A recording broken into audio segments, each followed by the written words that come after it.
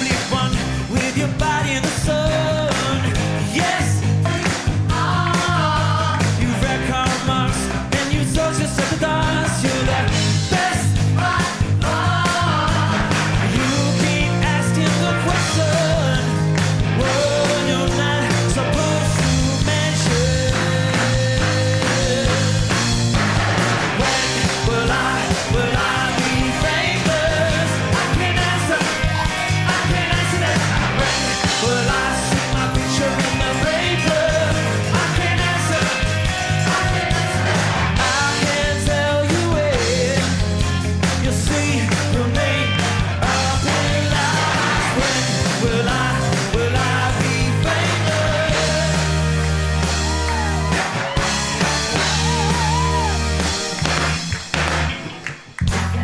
Won't suffer in silence. You're a talent, you know that I've noticed. You like to be a legend, a big star overnight. I can't answer your question. It's driving me insane. And your impossible impatience tearing at my brain.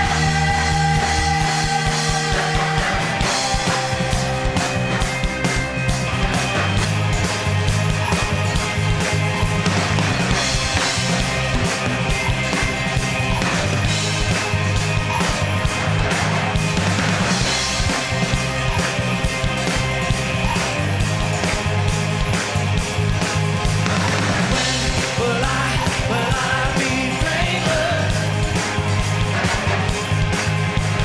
When will I see my picture in the paper? When will I be famous? When will I see my picture in the paper? I can't answer.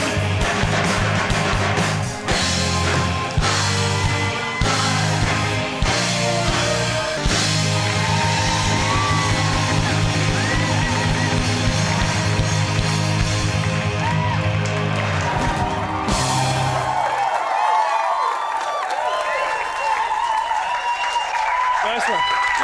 Hello. Hello and welcome to A Night In with Ross. So look, we've got lots and lots to show you, so stick around tonight. We've got TV, we've got never seen before footage, and it's going to be a really, really amazing. We've got some special guests, so please stick around and check this out. Coming up. Game on, you coming? Yeah. Still, I want to smile every time I see you. Put it away from the kids. I'm talking about sexual intercourse. Very superstitious. I am in the middle of a broth sandwich! And my first crush was Lady Penelope. I'd say she's the hottest puppet I've ever seen. And the second I get on stage with my brother, it feels like it's the first I've been on stage. I need to know he's okay.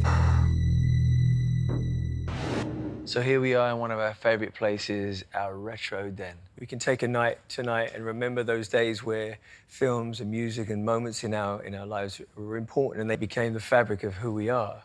It was simple, very humble beginnings, but music played such a key part in everything. My Aunt Sally used to put on all these brilliant records. And one of our first 45s, which is a record by War, Low Rider.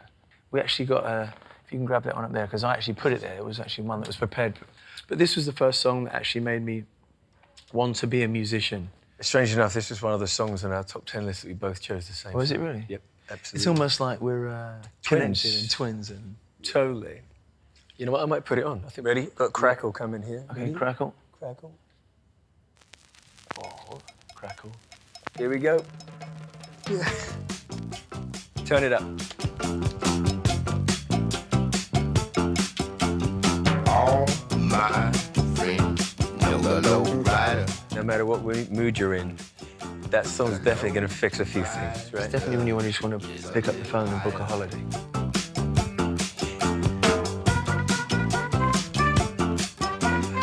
It's got elements of ska in this as well. You can see where ska. And then we love Specials, Bad Manners, Madness. They were the soundtrack of our teenage years, weren't they? So I hope you're out there making a cup of tea. So do I. Sitting in with us. It's going to be a good night, trust me. And Luke's not wearing underwear.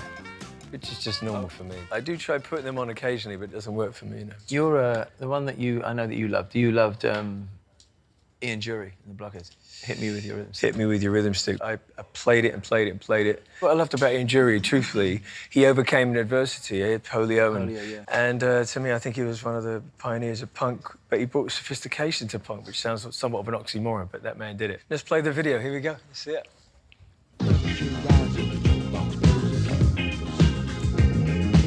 Goosebumps. Goosebumps. Can't fake those.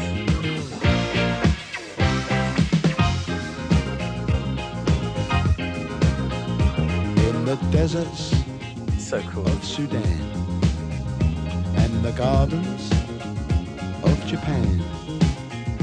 From Milan, It's so cool, isn't I it? love his accent as well. Yeah, it's so cool. In this, yeah. every woman's, every man.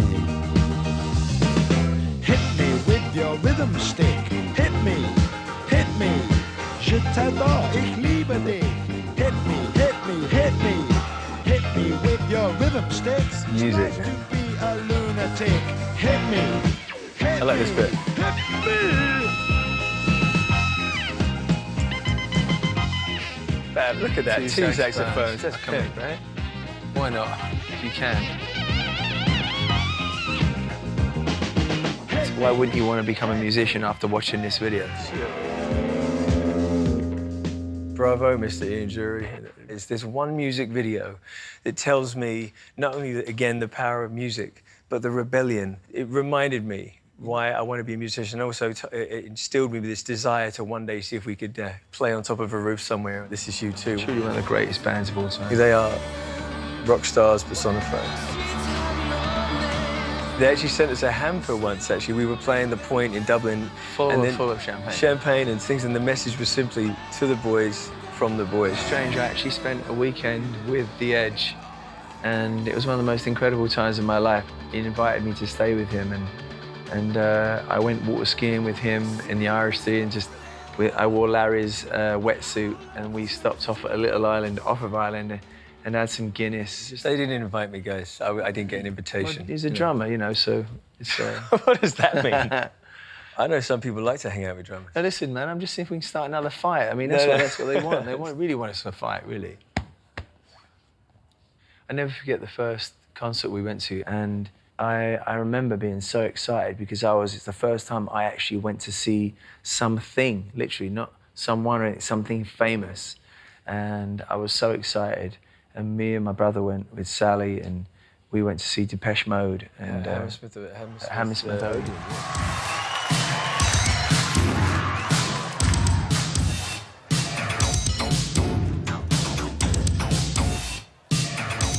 It was incredible, because I think our reference point to what we could achieve as musicians, pretty much the top of the tree for us, was Hammersmith Odeon because of Depeche Mode.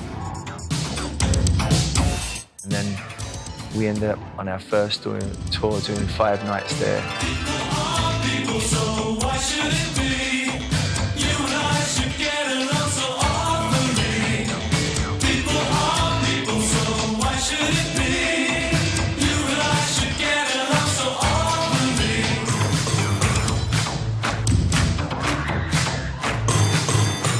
And also, you know what they did? They gave permission to say it's okay to not look like everybody else, not to be who you are. And I think that's what Depeche Mode have always brought to the table. What could I have done?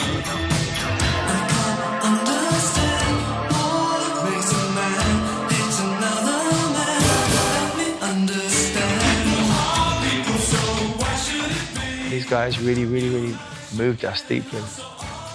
It's so exciting. As Matt said, these were the first famous people we'd ever seen on stage in our lives, so a good way to start.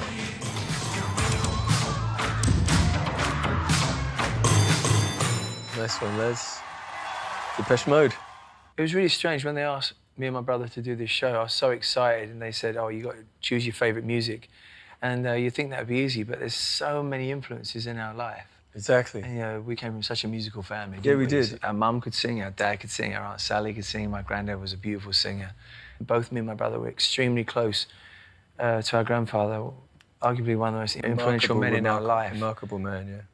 And after we lost our grandmother, she passed at 50, and my grandfather never met another woman. There were a couple of songs he would sing in the wee small hours, but he said the one that would personify his love for our grandmother was this song right here, Unforgettable by Nat King Cole. Beautiful. Unforgettable.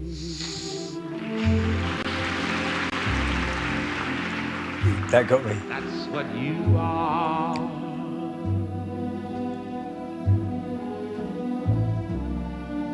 Unforgettable. Though near or far,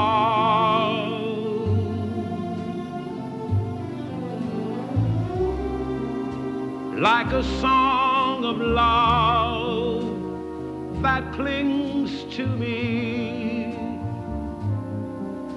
How the thought of you does things to me. Never before. One thing I remember about my grandfather is that is such a compass to me as a human being. I never heard him complain. I don't have a memory of him complaining. Very interesting, incredibly soulful man. And he'd say to me, he'd call me son.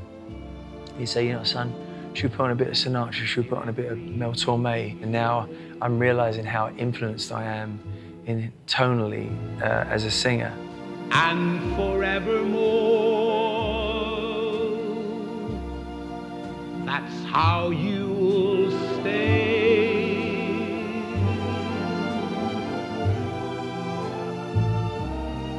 That's why, darling, it's incredible that someone so That's what's so magical about music. I'm emotional, and that's what it's about, you know. that I am Powerful. unforgettable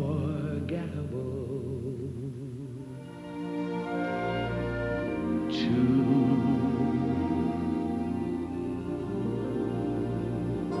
Wow, I just want to say, I think it's one of those songs that you feel it's an underscore to memories and reminiscing probably more than any song in the world.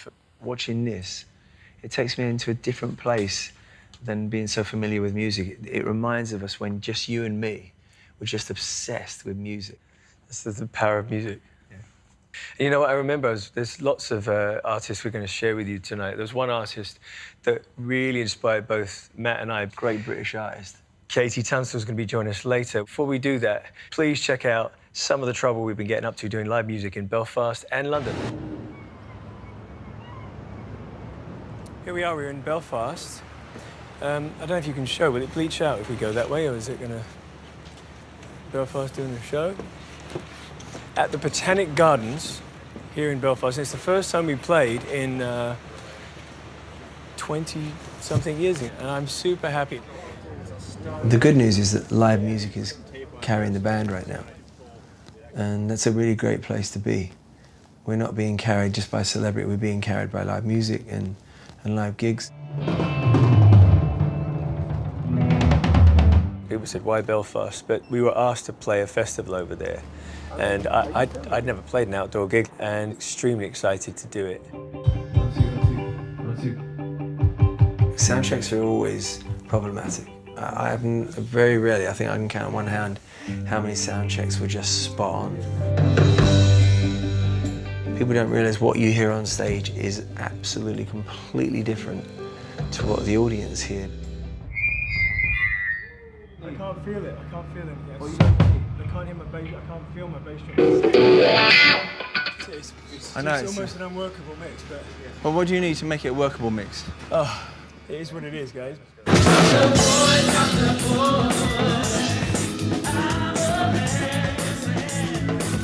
I guess one of the casualties of being busy is that you can't make time that's not there, so we got 2.5 weeks to rehearse. That was it.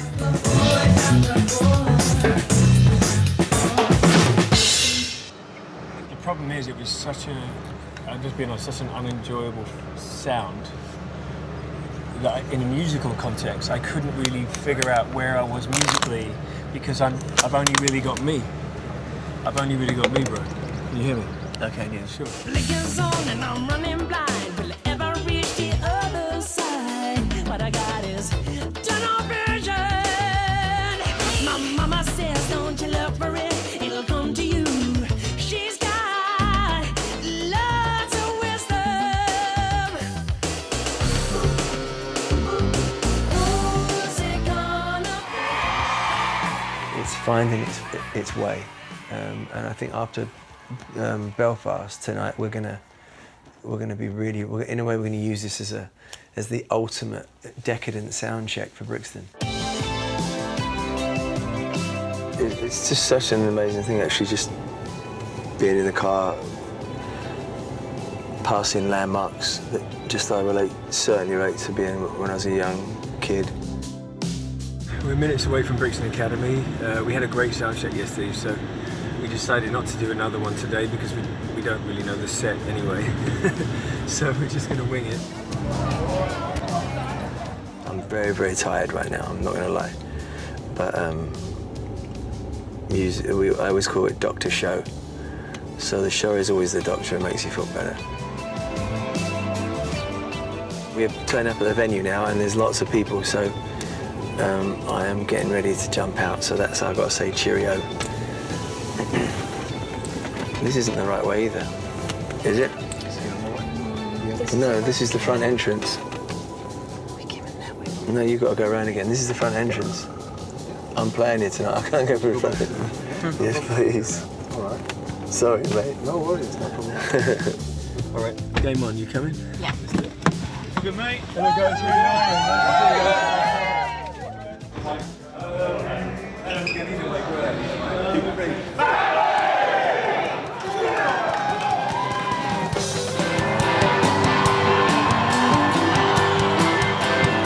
The second I get on stage with my brother, it feels like I'm up. It's the first time I've been on stage.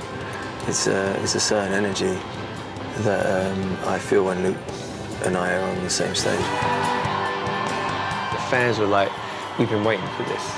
So we cranked it up, we bought some extra PA, and the volume of it, we shook the building, literally. It was fun. The vibe in there was amazing. We get to the last song, and it all goes wrong.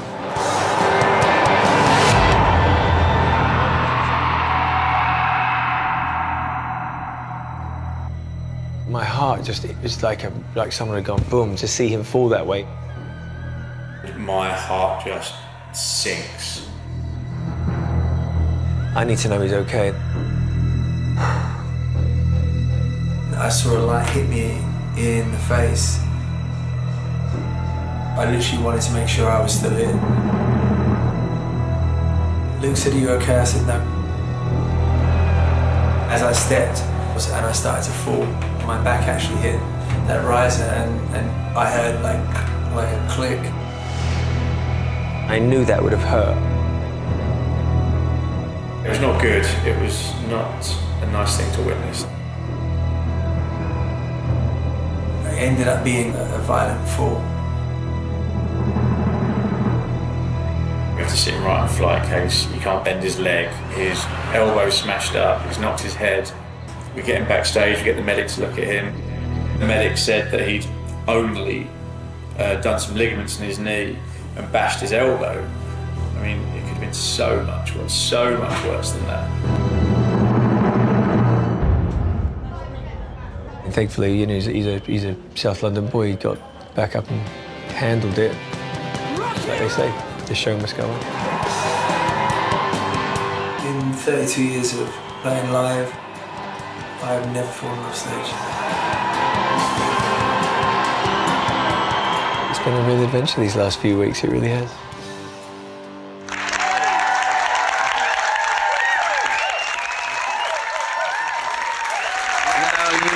I was actually injured on stage the other night, and I took a big fall, about 10-foot drop off a riser. No more accidents tonight, I hope. We'll have some fun, so let's just get on with the show. You know, one of the great things about doing this evening with you guys hanging out with us is we get a chance to ask you what questions you have. Anyone's got a question?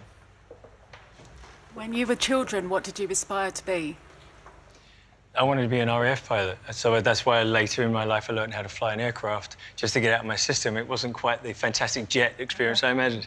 But I remember taking O-levels and GCs, and the only thing I could really think about was my band and finishing the exam so I could go and jam. And I realised at that point, you know, you can't fight it when it's in your blood like that. So, you know, fighter pilot to drummer, so here we are. I wanted to be a vet in the beginning. I wanted to be a veterinarian, and then I realised you had to go to school for another 6 years. I was like, no, that's not good. Who's got a question? Anyone else?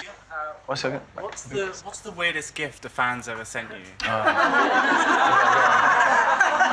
There's many a strange fan. But I never forget, I came out of the Royal Variety performance, and this lovely fan was like, she was literally screaming, like she had a gift for me. She was like, oh, I gotta give you this gift. And I'm like, thank you. And I'm like, thanks. I thought it was a relative or something, you know what I mean? So I got it him, and it was very heavy. And it was very cold. And I was like, what is this? So I opened it up, and it was a semi-thawed-out turkey. from the frozen department. Extremely odd. I can't beat that, but I have a story that I think we both received this gift many times. It was the end of the gift that really made it different. I opened it up, and it was a pair of panties, girls' panties. But the line that got me was, I wore them, Luke. OK. I'm going to open the floor here to one particular person, a man who has supported us, an amazing partner and husband to my mother, our mother, our stepfather, Tony. Any questions for you, my brother? Your mother and I took two South London boys to live in the country. Yep. And we were there for a year.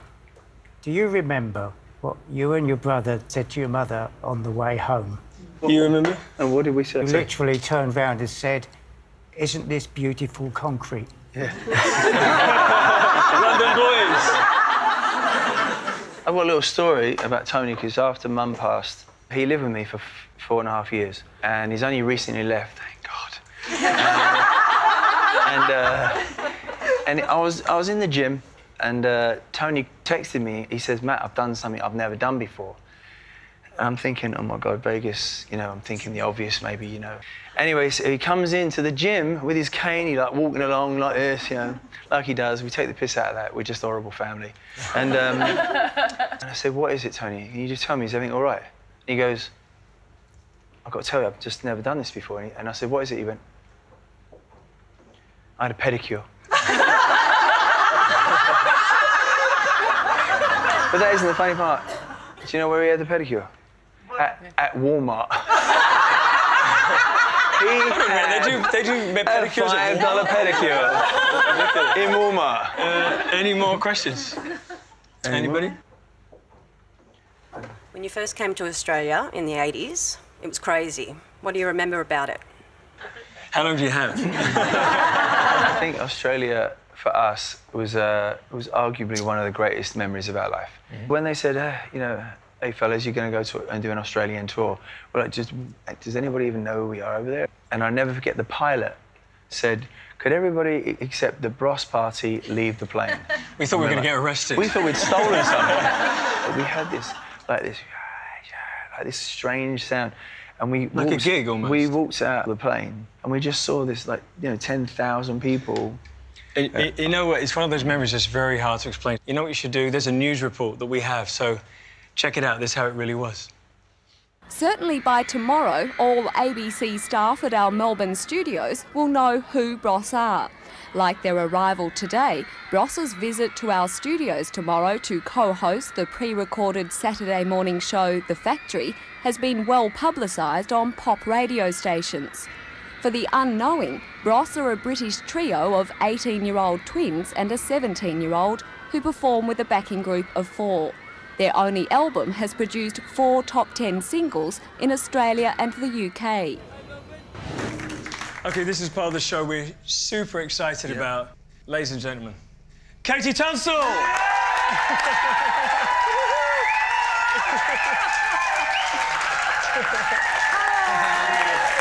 Just take a minute and say, I am in the middle of a broth sandwich. Yeah, so I grew up with Whitney and Madonna and all these, and Kim Wilde and these amazing pop stars. But I dressed like you guys. Because I was tell me I was Instagram, a tomboy. the So Instagram so post. Instagram, like, this is the other day. I'm about to leave the house, I look in the mirror and I'm like, ripped stonewashed jeans, 80s Batwing white leather jacket, and I'm like, wow, I'm still dressing like Bros. Yes. So why don't we we're going to kick it off with a bit of rock and roll and we just get back to that, shall we? Is it? Hey, Tunstall, ladies and gents.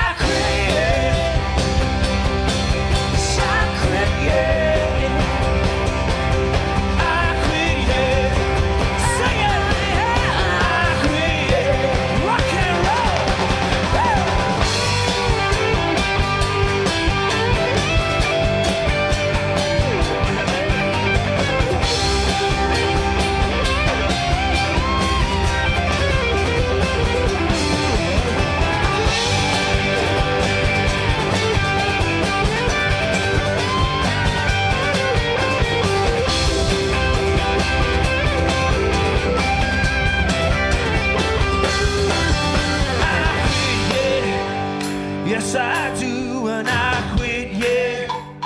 Yes, I do. I said I quit, yeah. Yes, I do. I got a crush on you. Come and sing with me, baby. Yes, oh my God. I said I quit, yeah. Yes, I do, and I quit, yeah. Yes, I do, and I quit, yeah. Yes, I do, and I quit, yeah. Yes, I do, and I quit, yeah. Yes, I do, and I quit, yeah. Yes, I do, and I quit, yeah. Yes, I do. Fellas, hey! Yes, I do, and I quit, yeah. Yes, I do, and I quit, yeah. Yes, I do, and I quit, and I quit, yeah. Yes, I do, and I quit, yeah. Yes, I do, and I quit, yeah. Yes, I do, and I quit, yeah.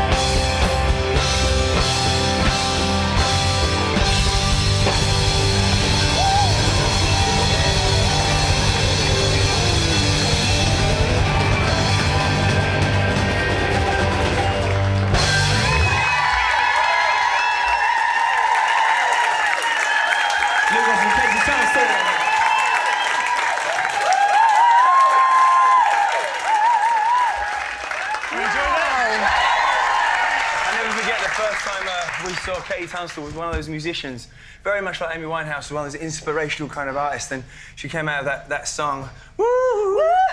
It's beautiful. I just see it That's in my line. If anyone wants to use it, you can use it. It's an amazing thing, and just one of those great British artists. I mean, we're so honoured to have you on stage with us. Oh, well, thank you guys were such an inspiration to me. Such an amazing voice. Such an amazing drummer. Thank you, For me, as a musician, it's all about getting really good at performing, and you two have always just killed it, and you've been such an inspiration to me too. So thank you. So I'm going to do in front of everybody. I'm going to ask you, maybe play live, if you're around in the same part as well as us next time. You want to come and join us on stage for at least one song? Yes. Yeah, you heard it. It's official. One more time, Katie Tunstall, everybody. Love you. Love you too. Love you, love you. Love you too. Yeah, thank you. It has been an absolute pleasure to spend some time with Katie. Obviously, massive, massive honour. There is still way more to come, so stick around. Stick around. Hear what's coming. Coming up. I want to know what your baby making music is. I was learning how to deal with rejection, humiliation.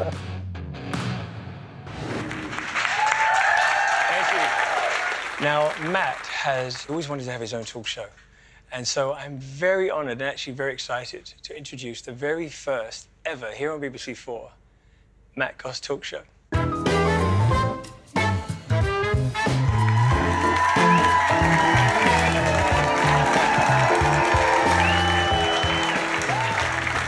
first guest is a 4-time Olympic gold medalist, and he's also the most decorated British track athlete, and he's now embarking on a new challenge by turning his attention to running marathons. I cannot wait to find out more about the man behind the miles. It is my absolute pleasure to introduce to you Sir Mo Farah.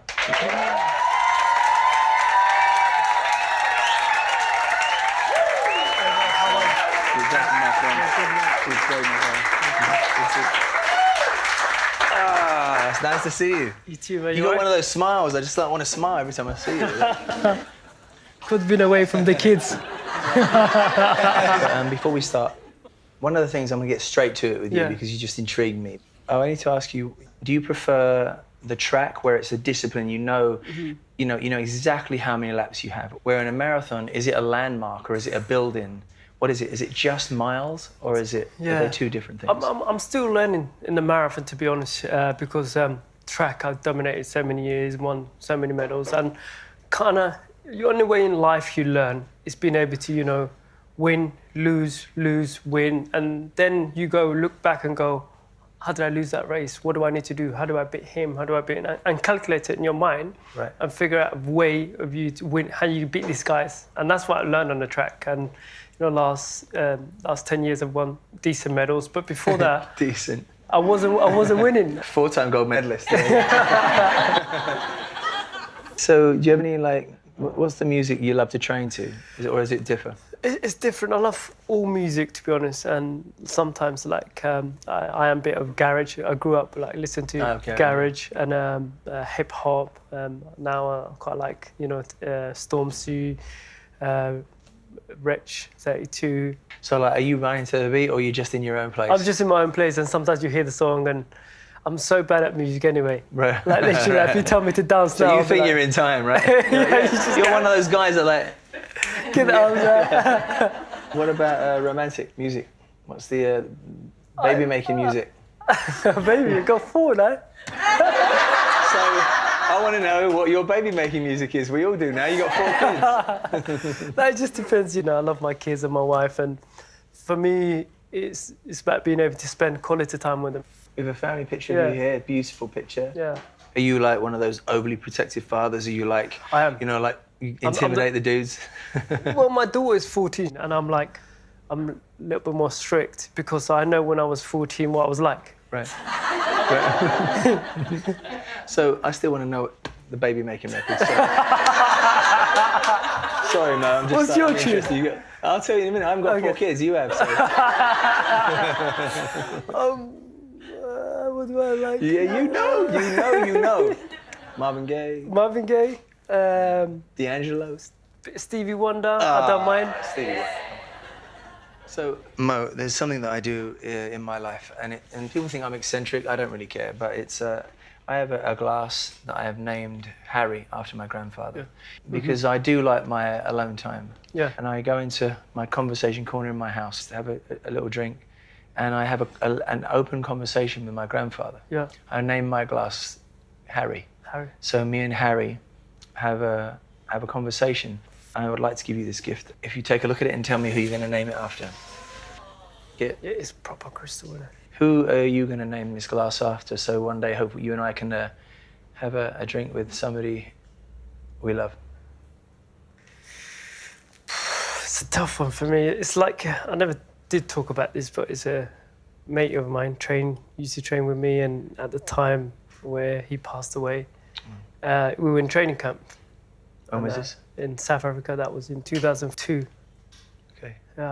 Yeah, and I never do talk about it, but sometimes part of me always think, you know, if I have achieved that, what could he achieve, or would he ever been as good as me? Because he was better than me at the time. Well, that's a big thing to say. When did he pass? He passed away in South Africa, car accident. So Car accident. Yeah. Should we name him? Yeah, couldn't name him Sam Hockin. Sam. Sam, ladies and gentlemen, here's to Sam. Thank you for sharing. Thank you,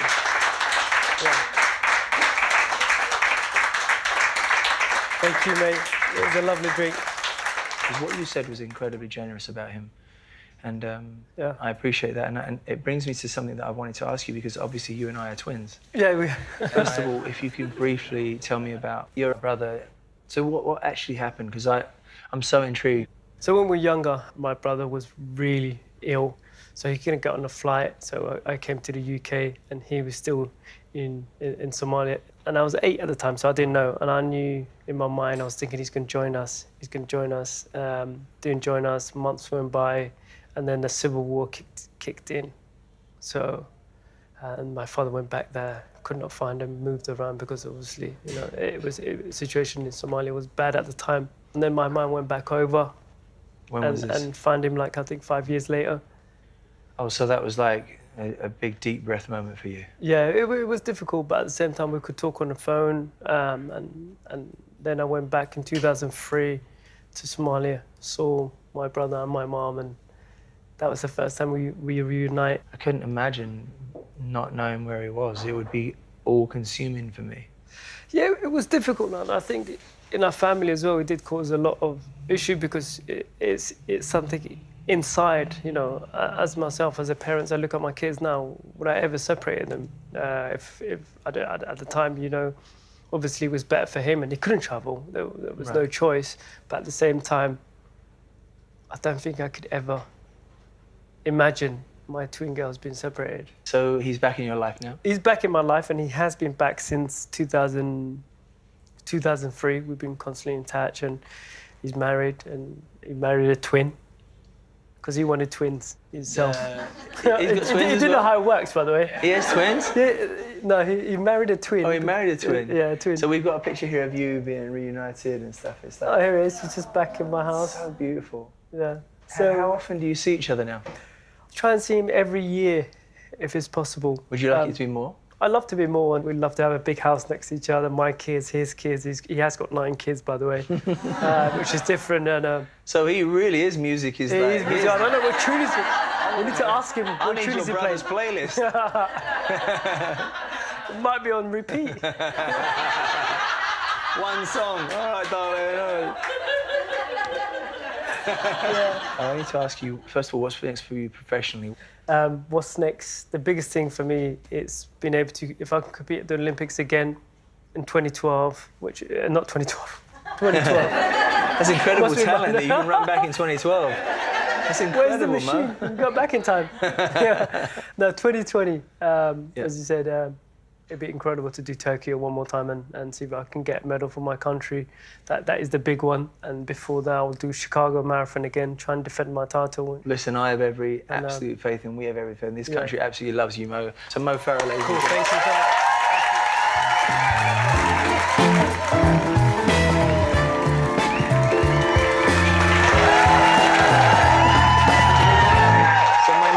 This is a Canadian stand-up sensation, punchline queen, and the first UK-based female comedian to have her own Netflix special.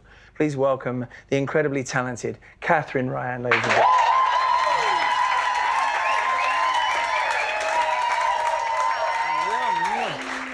Thank you. Thank you. Like three? Three.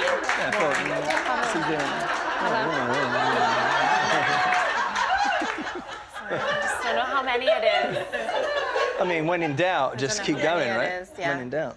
Wow. I made a shrewd observation. Yeah? That you'd be going with your evening wine.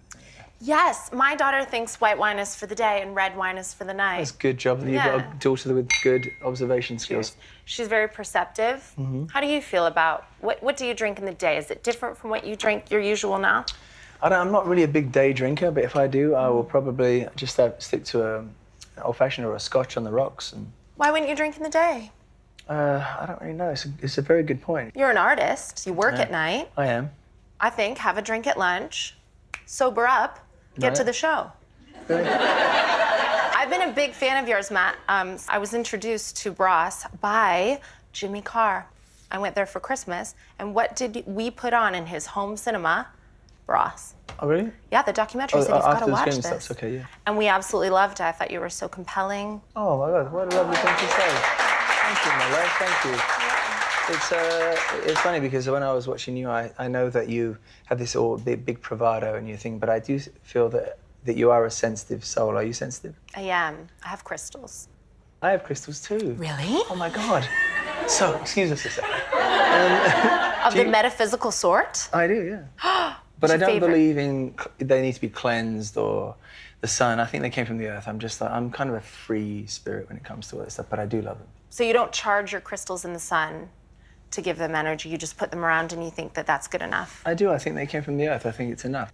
Oh, I need to ask you, what brought you to the UK? I had a partner at the time who wanted to come to the UK and do stand-up. And I came as well, and I worked in an office. I was training to be the type of woman that I thought would have an easy life. And then I did comedy just as a secret. And it just worked out, I guess, because I had this authentic voice that made a lot of people angry, but some people liked as well. You said it was secret. Yeah. Why secret? I wouldn't invite anyone.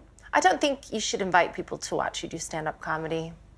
Really? Yeah, it goes really badly for the first few years at least. Even now, I wouldn't invite people that I know to come. One of the things I have learned, and I don't know if you can relate to this or not, because I've been everywhere from stadiums to arenas and to all over the world, and when I sing, you don't need to make an arena laugh. But I never forget the first time I got my first laugh. What was that? In Vegas, and I was just very natural. And I just said something that I thought, and the whole room laughed. And I'd never experienced that feeling before, and now it's become maybe 1/3 of my show. Do you remember the first time you got a real laugh? Well, do you remember what you said that made people laugh? No. You don't remember? No. You just I knew the don't. feeling. The feeling was like, oh, the whole room was laughing, and it felt good to me. I mean, it's an art form. I mean, do you love the way it feels and sounds in your body? I love the way singing feels. Yeah? What does singing feel like? Singing feels. I'm gonna answer one more question, then you're gonna answer one of mine. It feels beautiful. Yeah? It feels beautiful physically, and I understand it. That's all I can say. I'm just curious about the process of laughter and how it feels. A lot of people say stand-up comedy is a men's job. Like, men are funnier than women, women are it's for men. And I think that's because standing in a room with a microphone, giving opinions, having that control, it's not masculine, but it is alpha. It feels like no one's gonna mess with me. I have control. And I think with heckling as well, if anyone heckles you on stage, I don't know if they do, if you can put them down, then you feel a great sense of control and the audience feels safe because you have control. You find that you use it as part of your show? The heckling? Yeah. People don't heckle me that much. The worst heckle is just when they turn around and have their own conversations. You can't respond to that. Certain people have. What about when the largest plane in the world flies over your studio and how does that feel? Does that feel like... That is the rumbling of my undercarriage. Is it? Really? Yeah. Do you know what I call the undercarriage? Huh? Do you know what I call the undercarriage? What do you call it? Switzerland. Switzerland? Yeah, because it's like neutral ground. I mean, I know a lot of bankers who keep their money in there. Yeah. you're uber confident, and Yeah. you have this incredibly high self-esteem. Is that true? Too high. Yes. Is that even in your private life? I think I have a really high self-esteem, only because people have said to me, oh, it's funny. They mean it as a compliment, but they say, it's funny, you have this real baseless confidence. You shouldn't be so confident, but you really are. And that's negging. That's what negging is, Matt. I just feel like I always believed my mother when she said the bullies were jealous. Right. I was like, girl, I know. Because I just feel very lucky. I think it's based in gratitude. My confidence comes from gratitude. Yeah, I think that if I wasted this life, I'm relatively healthy. I feel like I have mental health. I feel I was born, a woman born right now is the luckiest woman that there's ever been. I'm just so lucky that what would I have to be ungrateful about? And like all my confidence comes from gratitude. I feel like I owe it to history to try my best. I do something in my own life, and I went out today and tried to find a glass that I think you may love. I named my glass Harry, after my grandfather. Oh, that's nice. So this is to you, and take a look and let me know if you would be so kind to name it after somebody that you're going to have a conversation with. You signed it as well. Yes. That's very special, Matt. Thank you. Okay. Did you really buy this? I did. It's a chalice.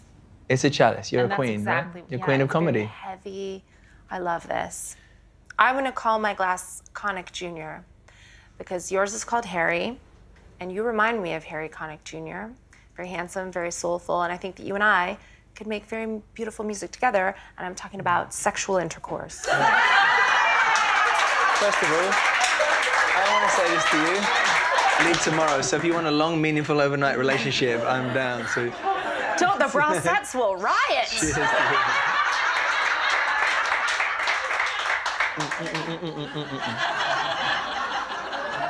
Okay. Yes. There you go. And you're Harry. Harry and Connick Jr. Cheers. Let's make jazz. Here's the intercourse. Okay. Ladies and gentlemen, truly one of the most beautiful and funny women I've ever met in my life. They're going to kill me. Katherine, They're going to ladies kill and me. gents.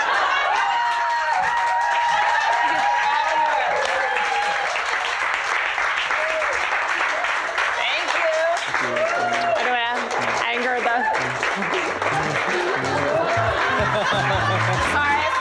Sorry, girls.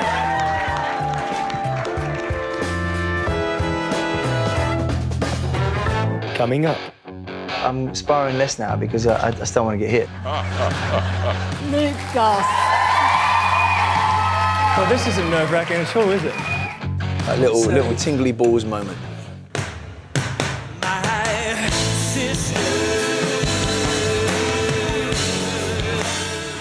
So Matt and I have been on so many TV shows over the years, right?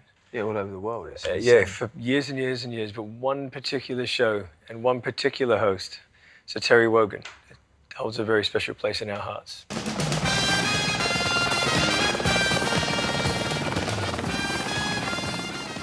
That was our usual mode of transport. Yeah, and everybody thought we were doing it to show off, but we were doing sometimes 2 or 3 countries a day, and it was just a piece of, infrastructure to make that possible. But a lot of fun too, right? And that jacket, yeah, one of the best jackets of all time, Vivienne Westwood. Welcome, Ross. You know what I noticed about our energy here, bro? This is when it was all new, and there had been there was no tide turning at that point. It was good being Bros. It was good being Bros at that point. It was really fun being Bros. The press hadn't turned on us, and it was still just before that time, so we were enjoying it. Quiet in here, isn't it? Yeah. Is it always like that? Luckily, yeah. Yeah. We're 3 19-year-old guys. We've got a lot to be thankful for. 19. I think that's very sensible. We're kids, man. But what about your personal life? Or do you care that you have no personal life at the moment? No, I think Bros is our life, and I think, we just love everything that goes with that. We could never complain about anything. We were just we were polite. Children, It was funny. children, and nervous and insecure and checking ourselves and not know if it was right. I think we were scared as well, and I see that. And I think for 19-year-old boys, it's actually in some ways, I feel proud that at least we were trying to hold our own. We'll be playing Wembley in, like, I don't know. Yeah. Well, thanks for coming before you leap off to Wembley. How do you feel about the concert tonight? Are you nervous before you do a live concert now? No, not excited. It's the biggest venue we've ever played. There's 9,000 people. To play live to is a buzz. We've done all like this 3,500 to 4,000 venues. That was our first night at Wembley. Plus we had the adrenaline of knowing we were on stage in about an hour or so from that interview. We needed to get back in time. Well, look, what time do you start? We're on at 9. Okay, well, we'll need to settle down. Thank you for taking the time to join us. Thank you. Everybody's glad to see you. Pleasure. Well, what an honour. Thank you for taking the time. Thank you for taking the time. It's also strange as well. That was really like watching different people, and I know what we went through after that, and we became somewhat friends with Terry Wogan. There was, especially when the tide started to turn, Terry stayed with us.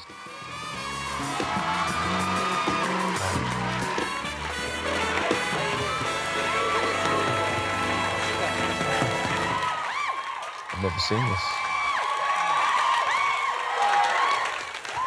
Your popularity hasn't diminished, and I don't mean that in any sense. We were surprised. Sycophantically, I think it's terrific. You've been away for 14 months. Right. Have you all the troubles behind? 14 whole months, bro.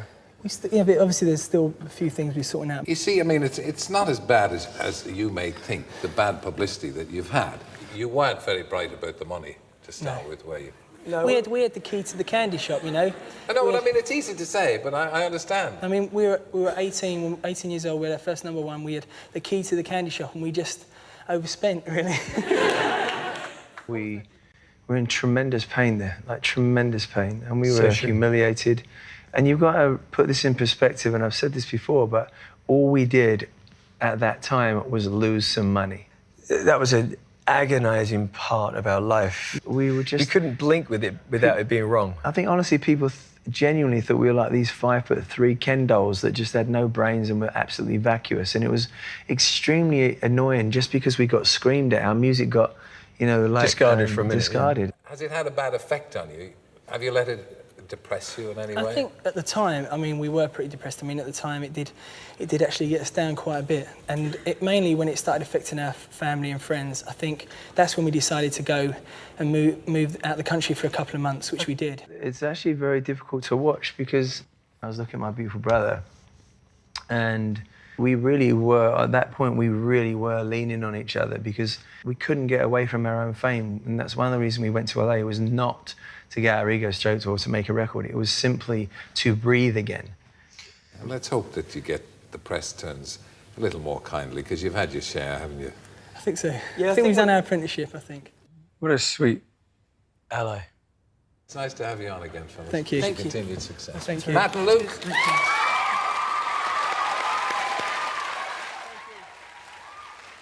I think that it's one of our few very, very safe places with Sir Terry Wogan. We never ever felt in danger with him. He's a huge, huge piece of my life, and I truly have a genuine love for that man. I know, sadly, he's not with us, but to his family and his friends, we just take this moment to say... Yeah, thank you. Thank you.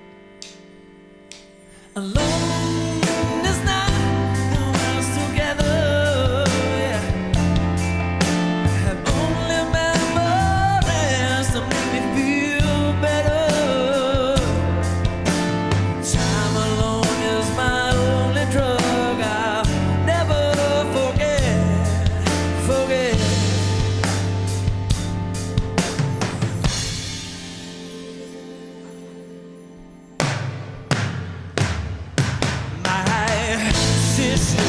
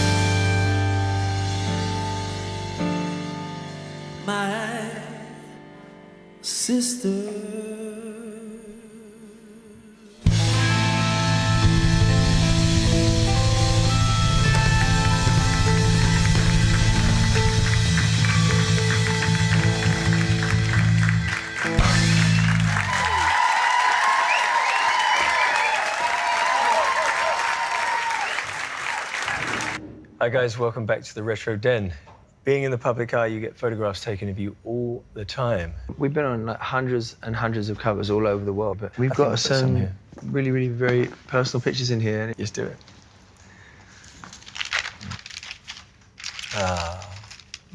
Hang on. This first photograph, just knowing my brother as I It do. just hit us both, didn't it? Right here. Our mother in her wedding dress, beautiful, and my father holding us both, which is also a very, very rare memory. I don't really remember that. No. And it's also a picture of me and my brother. And even the way that we were both born, my brother came out and they didn't know they were twins, so they cut the umbilical cord. And I was actually still inside. And my mother then said, I think there's something wrong. And my dad jokingly said, well, maybe there's another one. And the midwife at the time listened, and there was a fatal heartbeat, and there I was like, hey. Yo, 6 weeks come in on. Incubators. Yeah. Yeah, I school remember pictures. these pictures. Yeah, I remember that photograph being taken. The funny thing is about being a twin, you do go through phases of being a twin when you're younger, where you just don't look know so who which alike. one is. Oh, I don't even know who's who. What? This is a great... I remember this one. This is a great photograph. I think we were 5. Shortly after this photograph, Mum and Dad split up. Although we have a wonderful relationship with our father now, these are the entire representation of our memories with our father. This is really the last time that we were a family. This is one of my favorite memories at school. I was playing the lead role in Cabaret. Because of that, I actually realized that I could sing, because people said, we love your voice. There's a shot of me here. I had one line, it was no frets. You know, for school production, it was really, really impressive. Jane was a brilliant, brilliant drama teacher. And thanks for giving me the confidence to go forth and conquer. And thanks for giving me that one line in your play. Wow. My brother's wearing a bow tie by a famous artist at the time called Andrew Logan. And I'm wearing a gold lame suit. And that was a brief stage for us, but we... You look rather handsome in this photograph, Matthew. I didn't want to say so myself. I'm going to use the word Matthew because I didn't used to call him Matt then. I didn't call him Matthew either. I called him Maffy. Maff or Maffy. There's no T's involved. This is my brother's Bob stage. I think I'm one of the few people who is I've actually gotta be honest grateful for losing his hair. It From the spared me back. of lots of dodgy haircuts. Bro, from the back, I would have hit on you.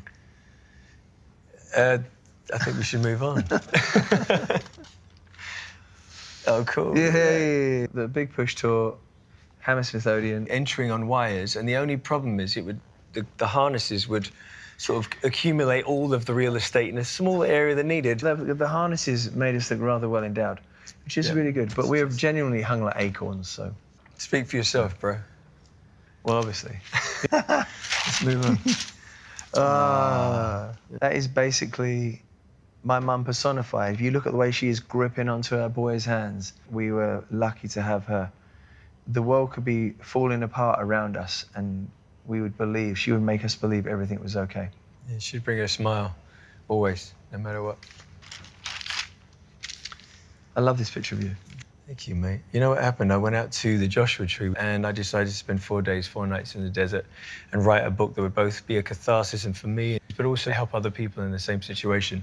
And I recently went up to Bradford. I was invited to attend the Bradford Literary Festival and meet some people and talk about the book, Desert Conversation. So take a look. This is what went on.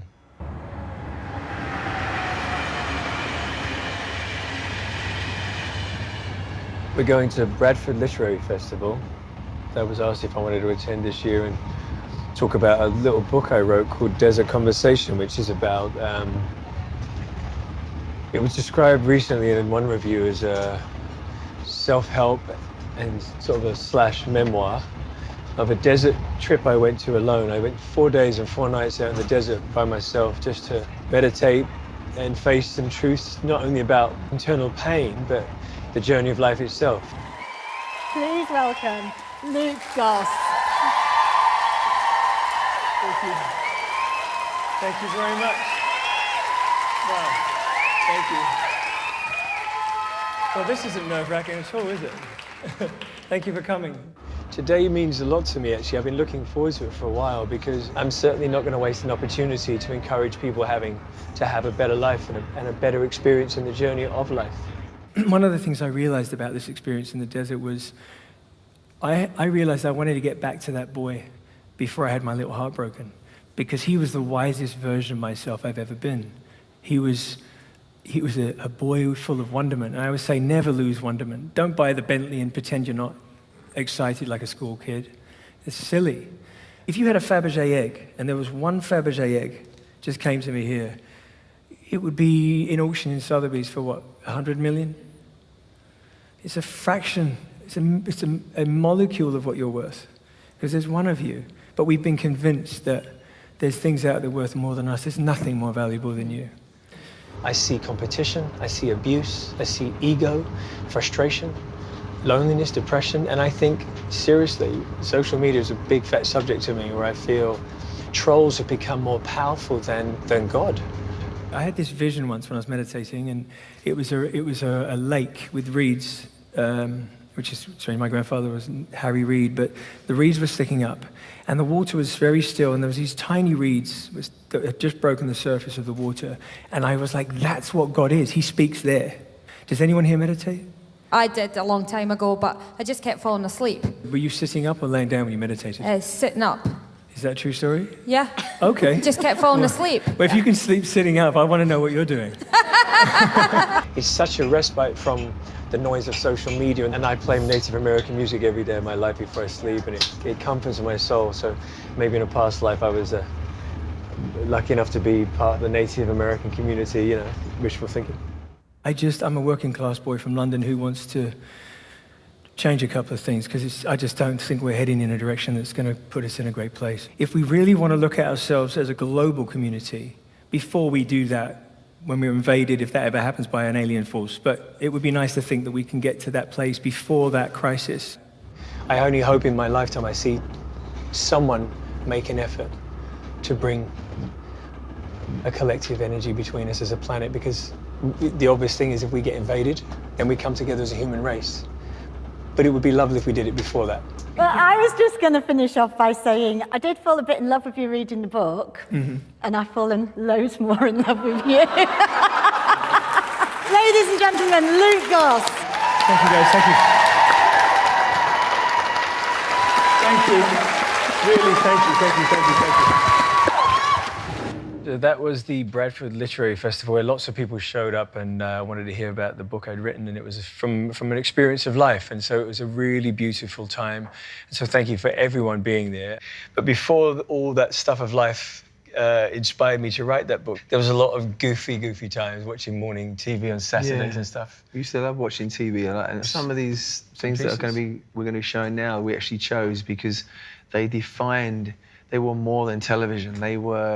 They just complete escapism, and they were like so distinctly British, and we still carry these memories, even though we travel the world and we live in a different country. We still carry these memories with us. So we're going to take a look at some of our favourite shows.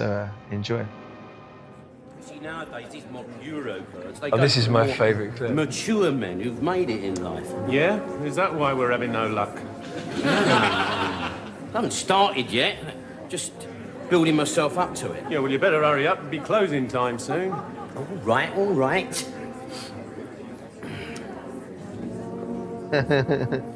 Such great comedy. I think we're on a winner here, Go Tree. on, mate. All right? Give it some. Nice and cool, son. Nice and cool, you know what I mean?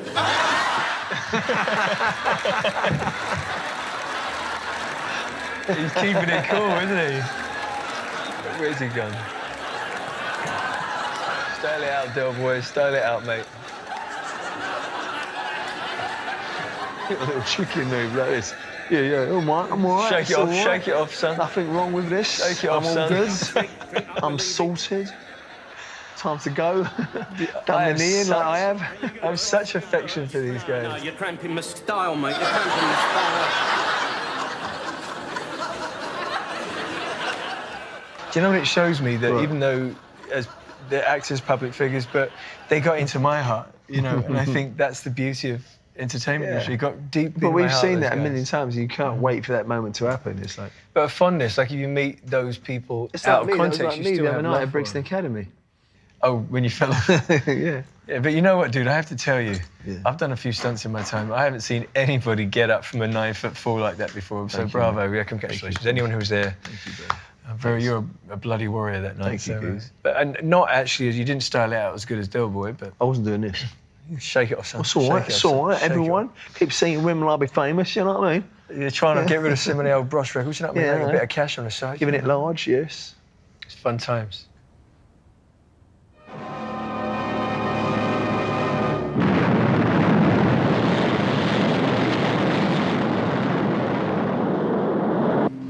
International rescue from Thunderbird 1. Changing to horizontal flight. There's not a kid in the world from that time that didn't want every single Thunderbird toy. I have to say, to this day, I watch it and I buy into it completely. It was so beautifully done, wasn't it? Amazing. I believed it. And my first crush was Lady Penelope. I tell you, she's the hottest puppet I've ever I seen. had sexual fantasies about a puppet. She's terrible. I did. Oh my God, this Matt, easy Oh, no. tiger, Oh, no. easy Oh, tiger. there she is. Oh, there she is. I mean, you got to admit, she's pretty tasty. Got a cup of tea? Oh. How many puppets Look can at make that, tea? Look at that. Mobile control calling International Rescue, England.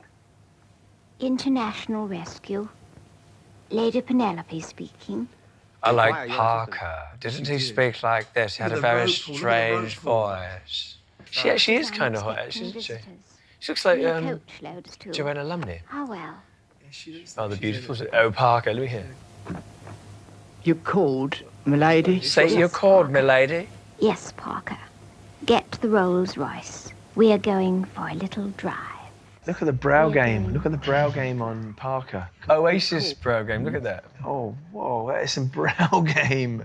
Oh, Parker, please. Yeah, all right, sorry. Sorry, yeah, okay. It's very decadent television. I wonder how old Miss Lady Penelope looks now. I wonder if she's aged well or not. What do you think? She looks like she had a bit too much Botox. You know what I mean? I don't think so. Hold on, we can't slag off I'm not Lady saying, Penelope. I'm just saying now, I had a vision. And Don't also get me wrong, I still a pearl fancy, necklace. I still fancy her. It's beautiful. Beautiful. Right, very quickly, must say hello to a few Okay. people. Oh, you want to talk about a The crush? thing is, I mean, what is going on here? I think I fancied everyone on TV. Sally, I mean, what look, she's guy smiling didn't? at me. She's smiling at me, bro. Never gets a custard pie. Do. I think we can clear that up. That's no problem. Now, I've got another one here from Billy Thorpe of Woolpit. Now, he says, could you please do me a favour, Chris. I thoroughly enjoy the show. I like Algernon Razzmatazz. Who is the Phantom Flamfling? He says a big PS at the end. But why doesn't Sally James get enough custard pie? Do I think that's fairly straightforward. So that's you done, Billy. Do you know what I love about this thing? This TV show was, again, it was rebellious, it was fun, it was goofy. Chris Tarrant. What a great host as well. And I mean, absolute disregard. But I don't like the bits where Sally James always seems to run out of the way when the muck's coming in. Can you give her a bucket of baked beans? Well, it's a pleasure. Yes, you've had a lot of people writing in about baked beans. This is also for Nora Niceness of Netherton, and also... The funny thing is, this is the one time when you wondered why your dad would come in the room when Sally was on the TV. So it was like, oh, I like this show, lads. Yeah, Mum was in the kitchen making a bacon sandwich. You know, I like this. Is it every time Sally's on the show, you seem to like this show? But also, you know what it did?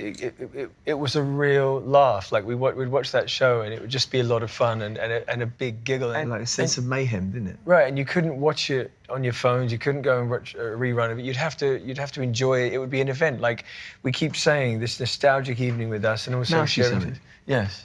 Did you ever fantasize about Sally? My version of Sally was Debbie Harry with a lip gloss.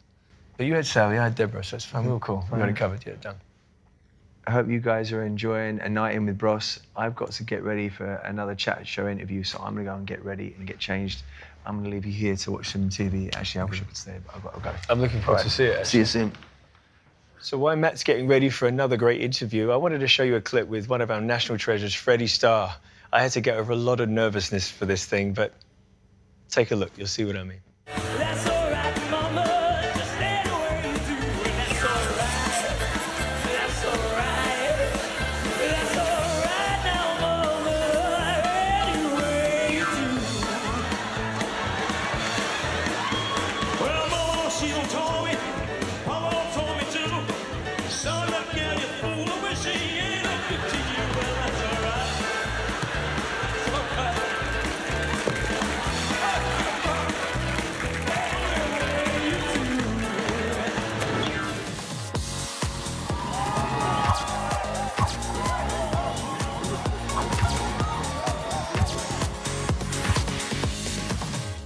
We're going to self-shoot a segment where we just show you what it's like. Take a minute out, away from your phones, away from all that rubbish, and hang out with people you love.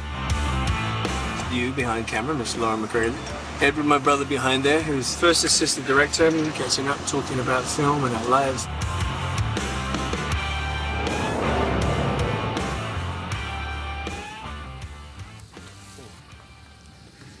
Out in the middle of nowhere. Digging this. Cheers. Thank you. Thanks. I want to talk about the germination of your professional acting career. All of a sudden, no more bras. Most people in the UK would know there was a situation with my management, and then got into Hollywood. Auditioned for 2 years. Wait. What were you doing for those 2 years? I was learning how to deal with rejection, humiliation, worthlessness. It feels like it's impossible to break through. And there's so many people trying. You walk in that room, and there's so much fear. 40 people that look exactly like you, and they're all just sitting there bored as hell. There were 40 people crapping themselves is what's happening. It's not easy to do, especially coming from where you came from. That the whole ego thing, like you said, the whole money thing. You know, you put in the work. Guillermo del Toro gave me a career. He put me in Blade 2, which is a movie I'm proud of. And one time he said to me, and I'm going to throw myself under the bus here, it was the most horrifying way to be told to speed up. Guillermo said to me, I fucking love it, but now do it again and make it something like a short movie. That both hurts, and it still tickles me enough to share it with you. It's like, speed that shit up. I love it. I've been in film for 60 films, and it's just enticing. It doesn't get any less interesting. I love these guys. They're filmmakers, and they're passionate about what we do, and it's a language that has been proven to reach people for a long time. So I love you guys, and thank you.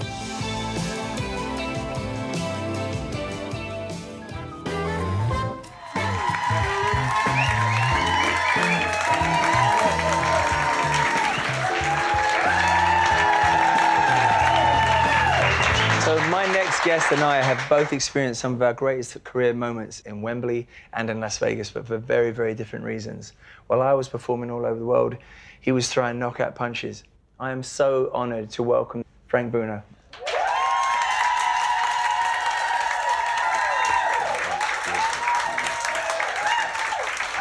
First of all, how beautiful does he look? Come on.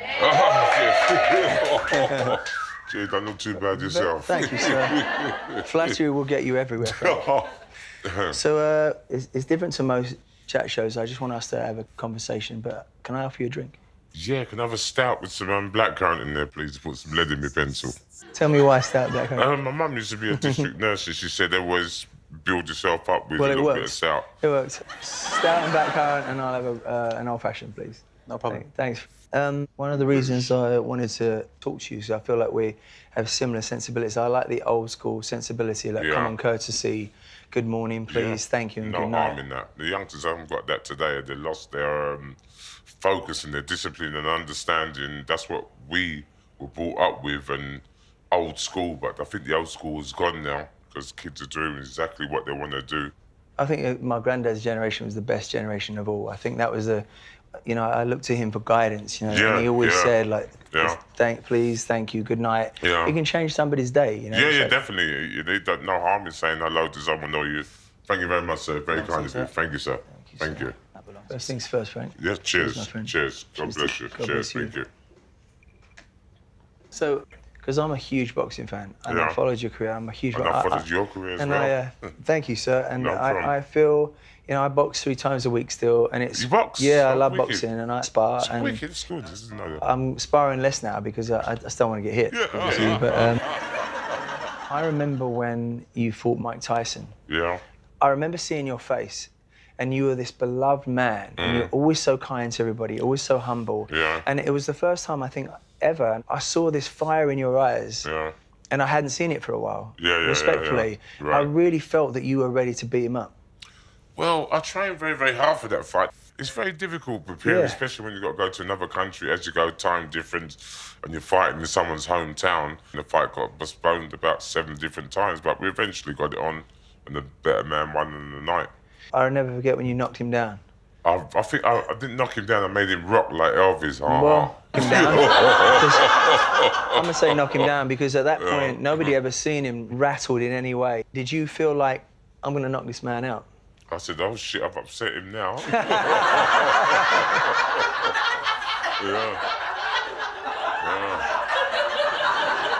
Let me ask you, when you were training, was there a certain type of music you trained to? Like, being a musician, I love music. I'm a frustrated DJ. I've got so many music at home. Sometimes I used to listen to funky house, soulful funky house. Sometimes if I was in a very, very, not bad mood, but I wanted to get very aggressive, I listened to a bit of Bashment. You know what I mean? If I just wanted to keep calm, I listened to Lovers Rock.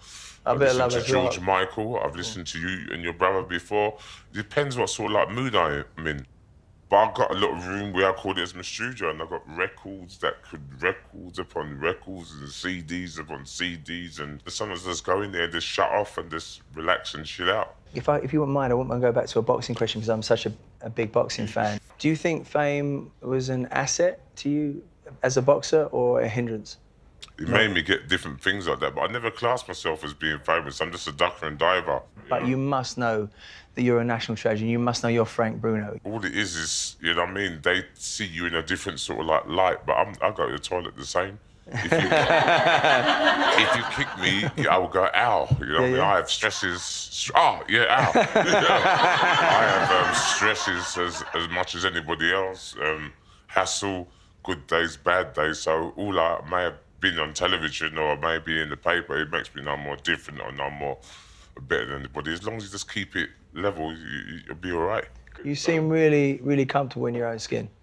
I'm very comfortable. Why is that? I've got some good teachers, you know what I mean? I listen to a lot of older people, wiser people. I had good manager that told me a lot of good advice. So I learned, if someone told me something and it was very, very good, I put it into my armory and just get on with life, you know what I mean? I'm honoured you're here. From the States, we look at you, and the Brits over there absolutely love you. Thank you. So will you come and hang out with me in Vegas a little bit? Yeah, I've seen a nice picture of your house, and you've got a wicked house, and it's away from the strip. Nice vibe, and the view, what you got there. Yeah, I might take you up on that. I want to send you nothing but love and respect. Just please, ladies and gentlemen, Frank Bruno.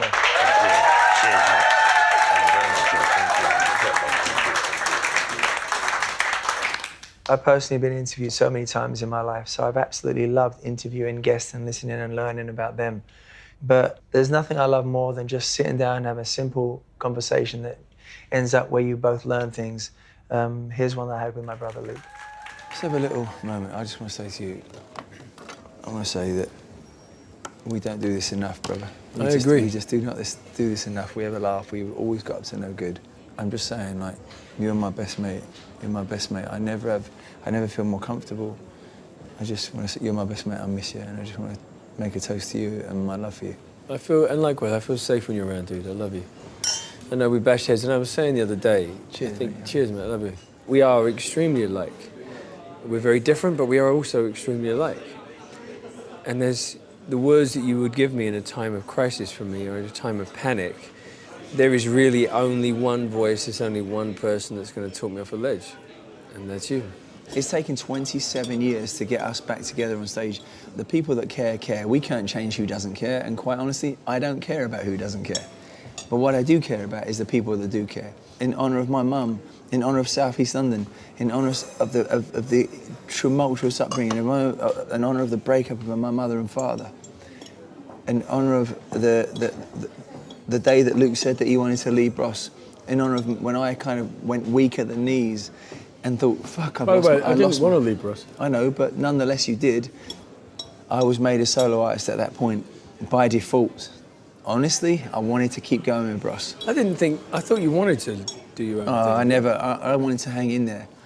But you were curious about having a solo career, surely. I know you were. No, I actually wanted to be like all the bands that we love, like the Stones, Duran. I wanted to just hang in there. There's a lot of emotion here. You have to remember the last time I sat down with my brother and had a one-on-one meal with him was 15 years ago. So, just a little catching up to do. I love you, bro. Love you too, little Matty. Little Matty. I actually love it when he calls me that. This is fun, having a bit of a offload and... It is an offload, you're right. And later on, I'm going to offload again. I hope you meet a woman. You remember you said once, you went, I want to meet a greengrocer. And I know, it was quoted out of context. Stop getting distracted by heels, legs, short skirts. I love heels. Me too. But stop getting distracted by the bullshit. I want to meet that greengrocer that wears heels. Hold on, but you know what? No, la. But truthfully, I love heels, don't get me off of heels. I want to know, what's your thing? What's your thing? Like, what's your little tingly balls moment? I don't know if I would ever refer to it that way. Mate, you know what I mean. Every fella watching this knows when these balls tingle, he can't help it. It doesn't matter. She can be a little naughty. There can be a really beautiful bird sitting there and you'd be like, she's really beautiful. But that bird, I don't know why, she's really not as cute, but she makes my balls tingle. I'd be like when I see truly an individual, like a girl that's maybe... No, aesthetically shallow conversation. I said pretty toes and skinny ankles and legs, like the shiny legs. Guy, yeah, I'm a leg guy. What's your thing though? Do you have a thing? Eyes.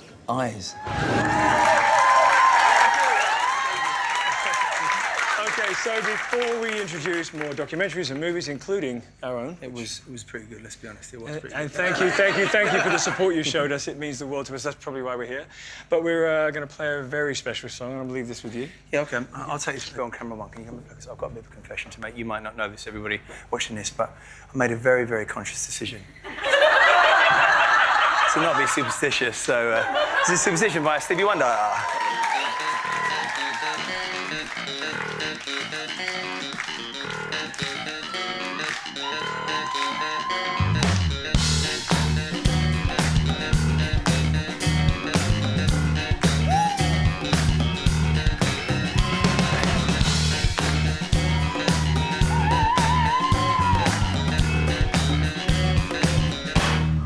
Very superstitious, writing on the wall. Very superstitious, oh Lord, the ladder's about to fall. But in my baby broke the looking glass.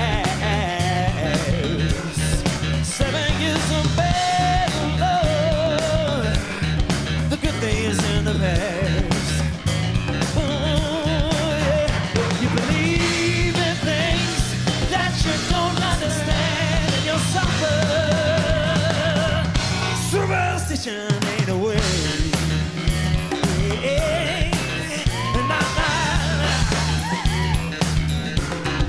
Very superstitious. Nothing more to say. Very superstitious. Oh Lord, the devil's on his way. Everybody watching, freeze, freeze. Hold that cup of tea, don't move. 30 months old baby, from the looking glass. 7 years old bad love, the good things in the past. Oh yeah, you believe in things that you don't understand, and you'll suffer. Say, superstition ain't the way.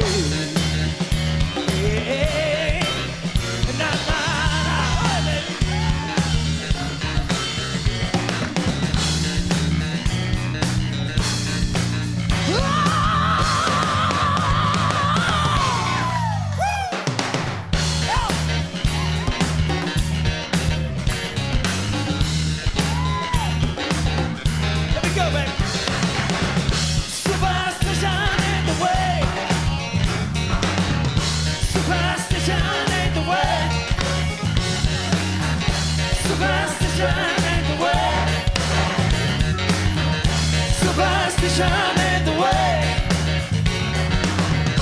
Superstition ain't the way.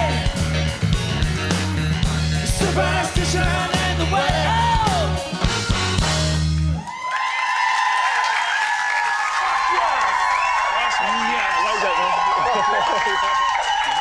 Okay. So, thank you.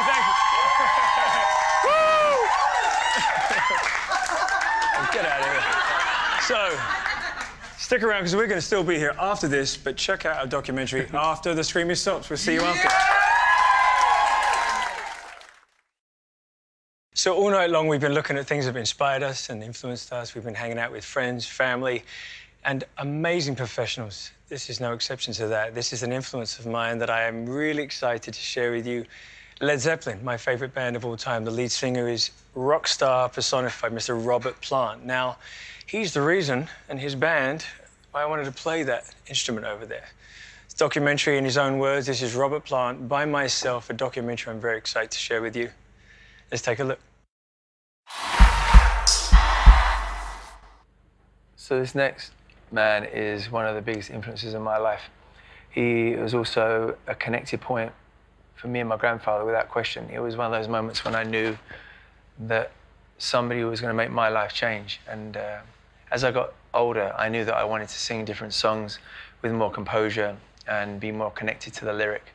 And this man single-handedly made me think about the phrasing of words and the meaning of the words. And in my opinion, he delivers a lyric better than anyone in the world. I'm very, very honored to introduce the first episode of a 4-part series. This is Frank Sinatra, All or Nothing.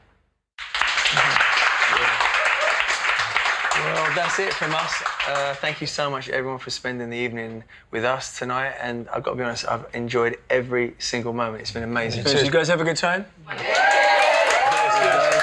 I hope you had a great time at home. Also, I want to say a massive thank you to the wonderful, wonderful Katie Tunstall, everybody. Thanks, Katie.